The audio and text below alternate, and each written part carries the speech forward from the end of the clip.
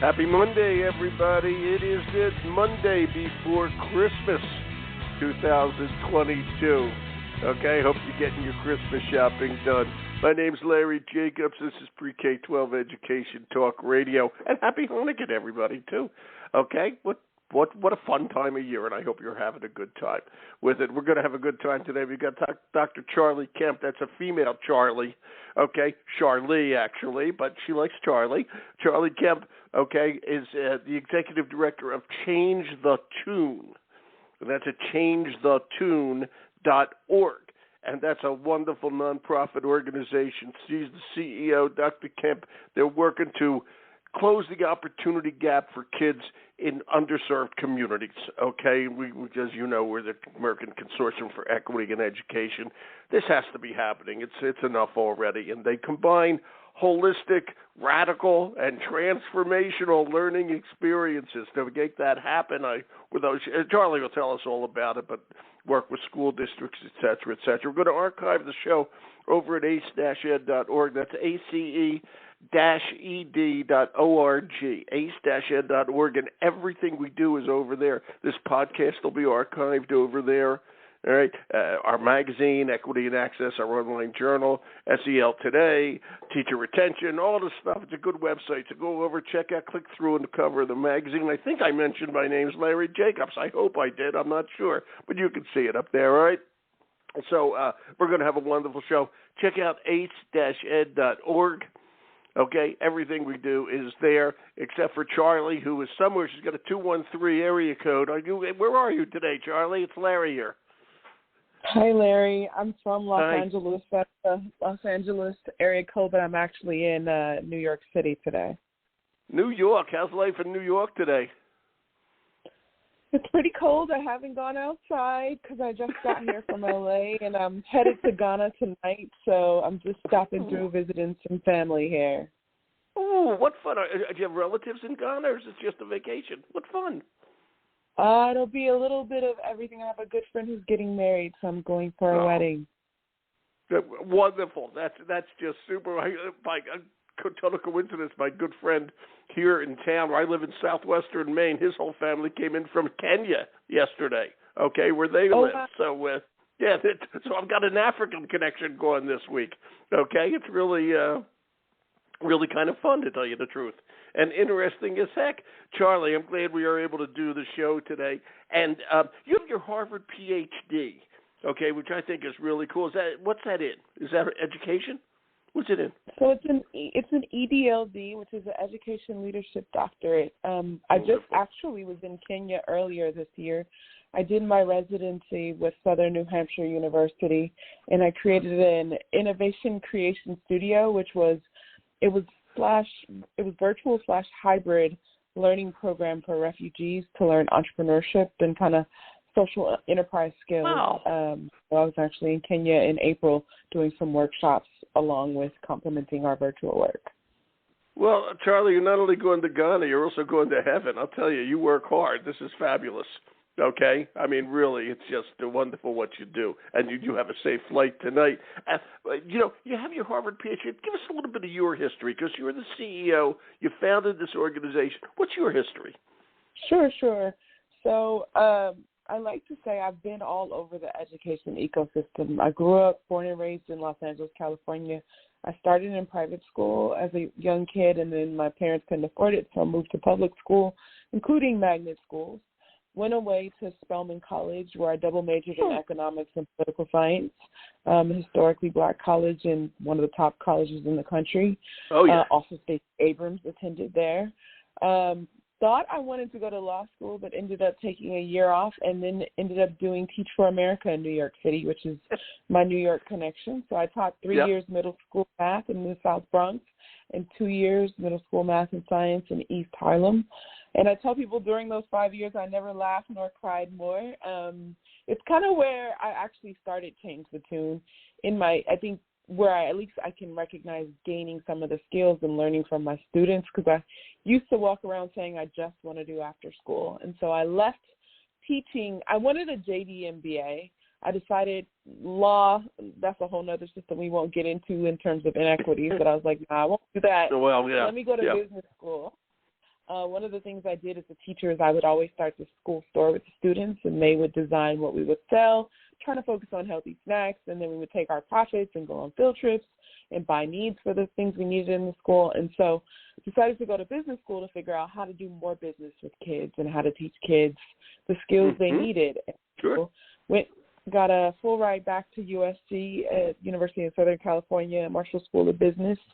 And I went to business school and got lost for a little bit. One of the things I've learned about our education system is that we don't expose kids enough to careers in the learning process. So when I got to business school, I was like, I didn't know all these careers existed. I'm 28 years old, and there's so much to do. And I thought I had a plan. And so I interned at Mattel in finance.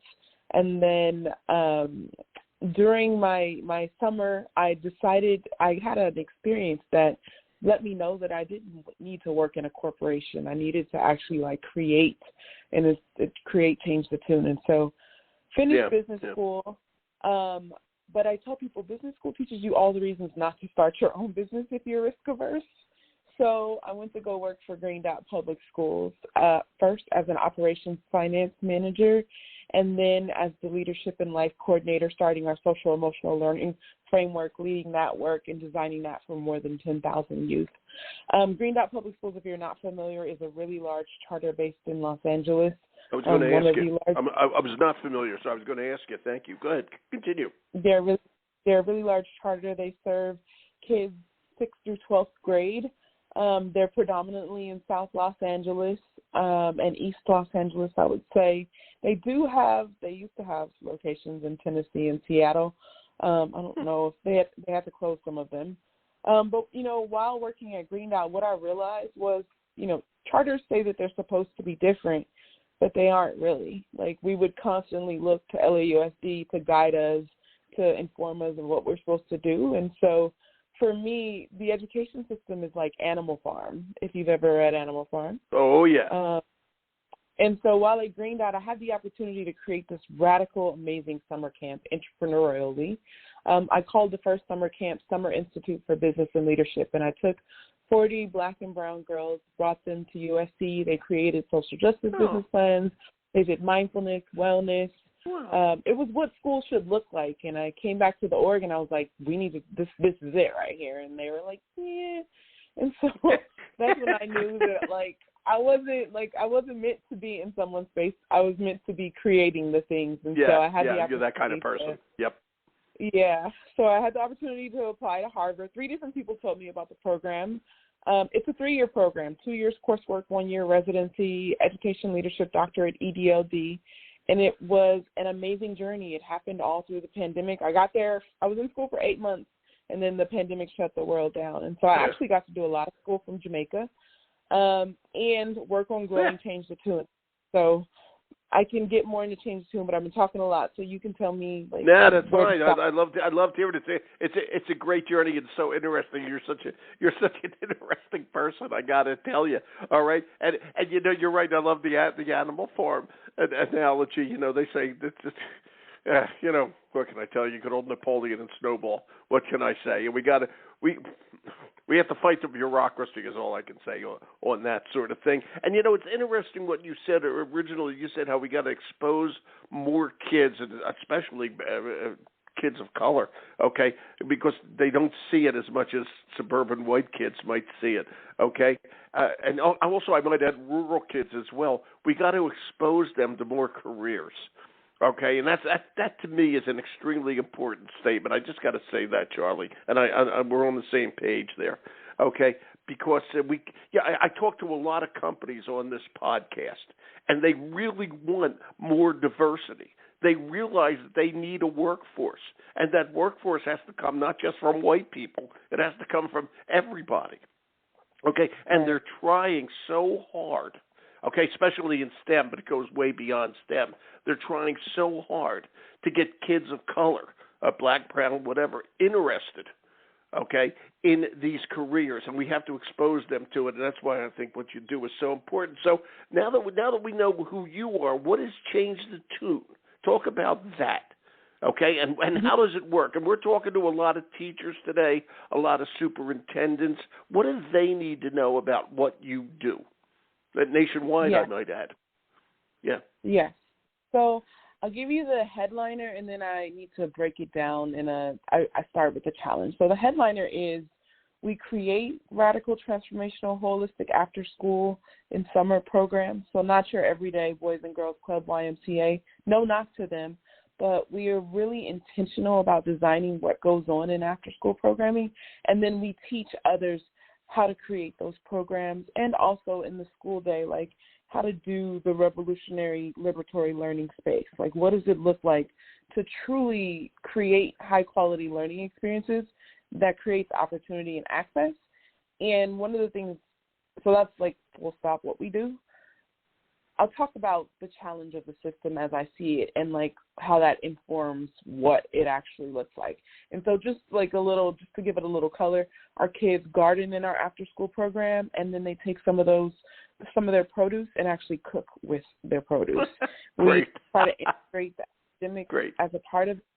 I mentioned in our summer program, there's mindfulness and wellness, but it's an after school. We keep a yoga teacher. We partner with yoga teachers. We partner with wellness practitioners. I can go on, but kids work on building their own social justice business plans, including, we really focus a lot on the sustainable development goals, if you're familiar with those.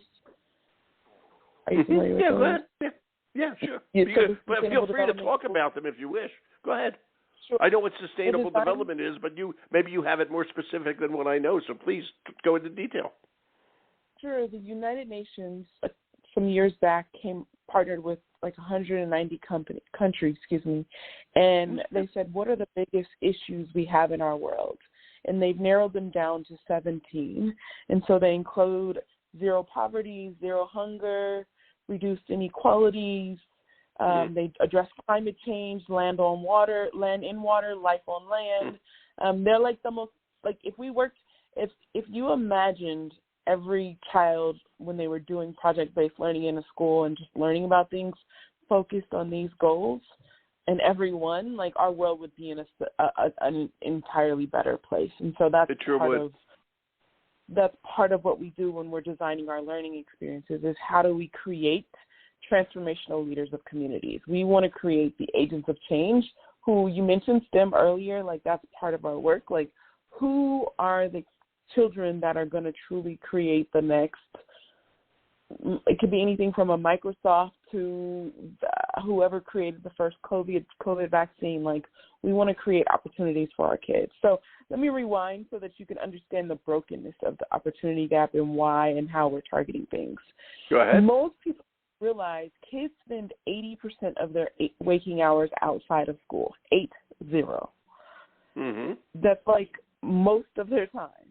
The upper income. It's about 80% of it. Yeah, you're right. Go. Yeah. Right. But we focus on, we'll get to it.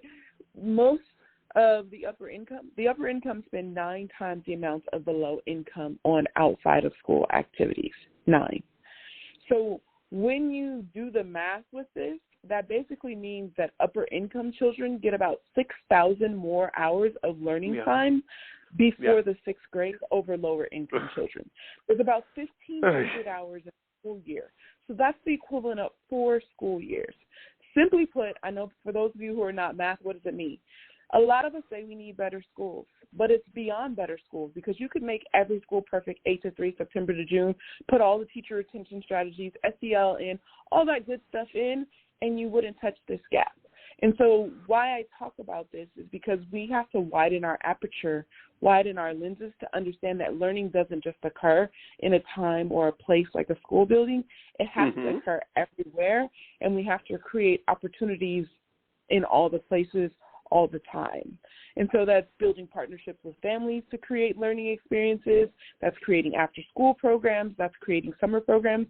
When you look at the 6,000 hours, about 3,000 of those hours are in after-school. And there are a lot of after-school programs that are great because they create a safe space, so to speak, for children, but they don't actually, it's just playtime, or there might be some homework help. But their counterparts may be going to take horseback riding lessons or music lessons or, entrepreneurship lessons. And so when we're thinking about after school and summer learning, we have to be truly, truly intentional about how we're maximizing that time with our youth and giving them opportunities. The other piece, Betsy, if you have any questions or thoughts on that before I keep going. No, Joe, you go ahead. I got a lot of questions, but just continue. You're on a roll. Do it. Okay.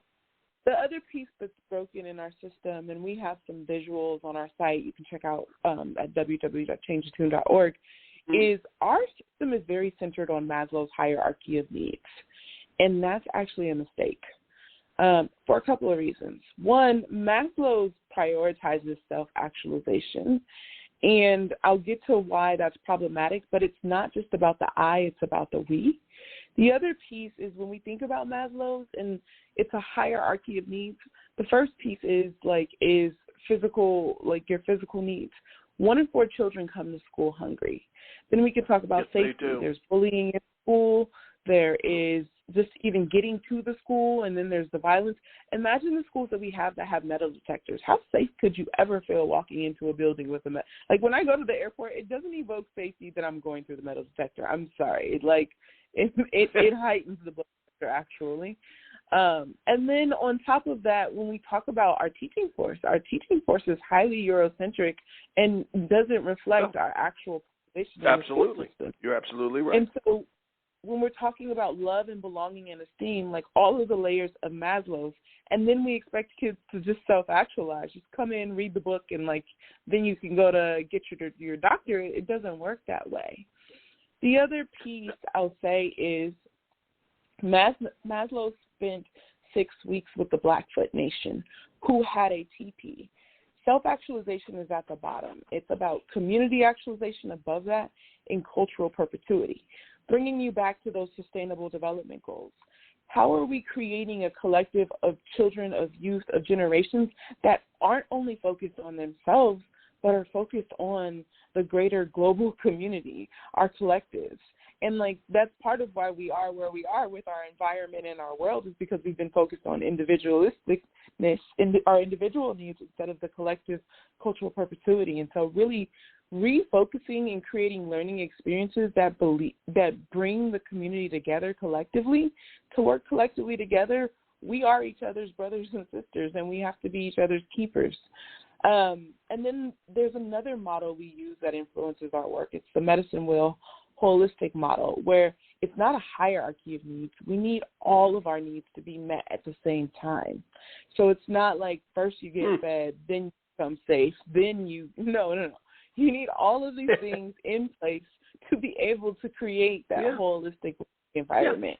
And so when we're creating exactly, and these feel like very basic things that we don't actually do.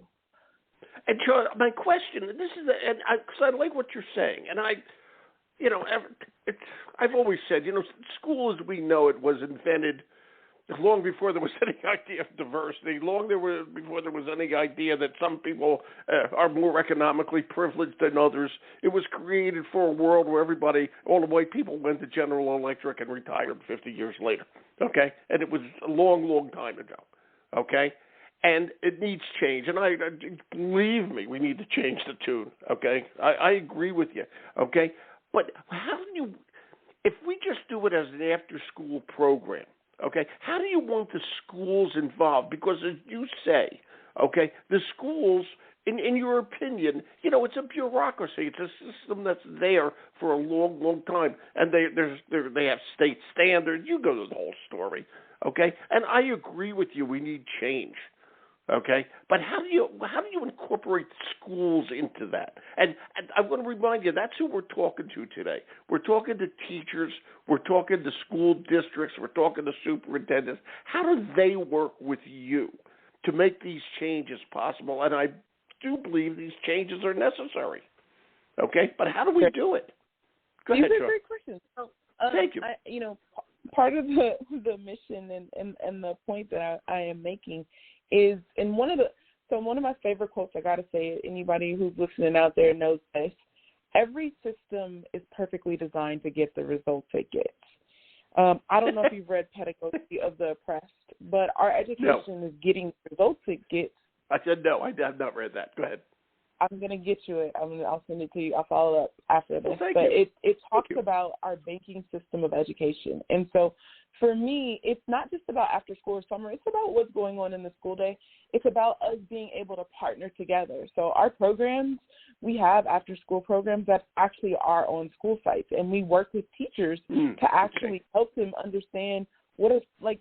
After school is a space to explore and to try out things. You don't have the standards in the state standards, so no one's coming in after school being like, you didn't do, Common Core Standard 2.3, Section 4, and you can actually, like, for example, ratios and proportions are part of the middle school mathematics standards. You could do cooking projects in after school. You have more time and space to do labs, to do experiences that can complement what you're doing in the school day in a much more organic, joyful way.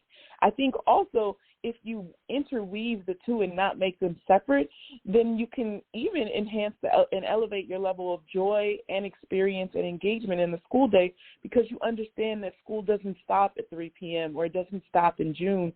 You have these other learning opportunities that you're working towards. I wish. So wait, sure. So who does it after school? Okay, let's say that somebody, again, it's changethetune.org. And Charli has email, even in Ghana. Yes, they have email. Okay, so changethetune.org. All right, a school district is interested in this. Now, how do they do this? Who does this? What's the mechanics of it?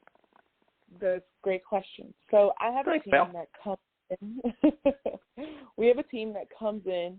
We would ask for you to find at least 1 to 2 leaders in your school that are willing to lead this. We would help you do a community. First of all, we would be talking to the community, so we need to do a community landscape analysis, so we would be able to say, hey, these are the ways in which you want to construct your program. And then we would be partnering. We believe that it's important to bring in local artists, local wellness instructors, local leaders, and so we would help you design and construct it. And so we're really, really involved, including up to being there on a regular basis, on a weekly basis. It depends on where you are. If you're in LA, we can be there daily.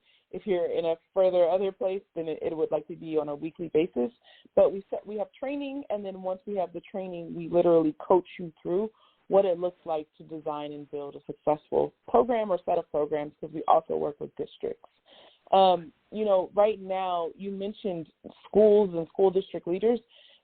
There's $122 billion that has not been spent with our American Recovery Act and ESSER funds. This is the time to invest in the innovative space, to create more programming, to partner with it. Like Change the Tune, we can show you what does it look like to build out your own program. Who are the people that can lead it? What does the programming look like with students? The goal also is to really tap into your local collegiate ecosystem. You can use mentoring programs with your high school students to help with it. And so the way that we do it, it's not like cookie cutter, here's the McDonald's program, you just do 1, 2, 3, 4. We really believe in co-constructing with the community in building out the program that they need. It should, without question, reflect the community that it's in, and you obviously know that, okay? And that's actually what's going to happen, okay? When school districts get involved, is there a charge? Do you guys charge a school district to do this, or does it come free? And you work with money that's coming in from donations and funds, etc. How's it work? So we're new. We were founded in 2017. I was working until 2019. I've been in school until just actually this May when I finished my doctorate. So we're new. Yay! Dr. Kemp. Yes. We run between... Cool. It's cool. Yes, it's very cool. We run between philanthropy and we do charge schools. But the goal also is to teach schools how to partner with, you mentioned there's lots of local businesses. I would shout out your businesses that are listening and saying, you want to actually change the landscape, you want to create more diversity in your workplace, then invest in a long-term way programs. You could build out, if you're a STEM organization, an after-school program that becomes a pipeline and creates learning experiences alongside a school. And so that's true. You got to actually get a lot of the big corporations involved in this, because this is a good idea. And I'll tell you what we said at the beginning of the show. They need a workforce, and they know it.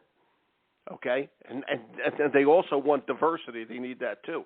Okay, but they need a workforce. And a lot of companies would jump on this, big companies. Like I said it before, like a company like General Electric or General Motors. They love this kind of stuff. Right, you got and to we talk to can them. help with design. Exactly. They really want to get involved with schools, okay, and kind of do what you're thinking of doing. Okay, what you do, not what you're thinking of doing. Do what help to create what you're thinking of. It's really good. What grades is this work in? Do you work with K-12? We predominantly work 5th through 12th grade. So we start on the upper end. We are looking to eventually go a little bit lower, but right now we're doing 5th through 12th grade. So yes, K through 12, but predominantly 5th through 12. Ages 10 to 18 is who we target. That's great. And you've been doing this since 2017, and I know the pandemic hit. Okay, so we have to everybody take that into consideration. Are you working like with LAUSD? Let's just start there. Yeah, who are you working with? Actually, we're inside 2 schools in LAUSD. Nice. We're doing some work with Oakland. We're doing some work with some rurals down in San Diego. I'm actually in a consortium. It's a program.